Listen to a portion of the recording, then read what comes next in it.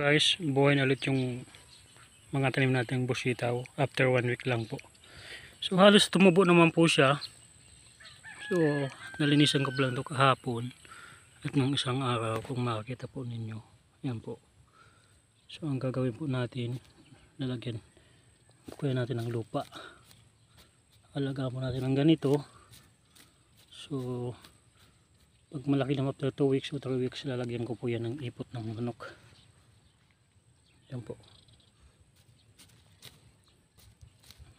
Kailangan po natin ganito ang lagyan para mataba yung puno. Kailangan hindi eroded yung lupa niya kasi hindi yan tataba.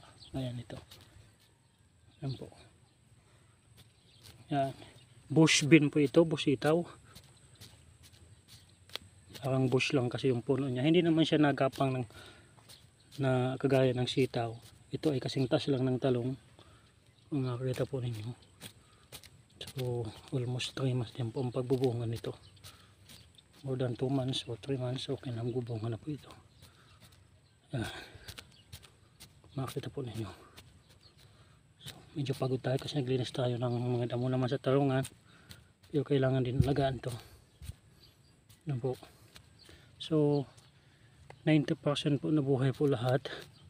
Yung tinanim kong ganito, alagaan na po natin.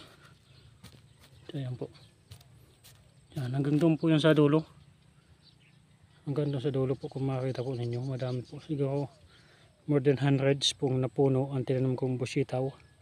Buhay na po siya after 1 week. So tanim lang po tayo. Siguro mga November pwede naman tayo mag-harvest. Katapusan ng November. Kaya maganda lang po magtatanim po tayo palagi.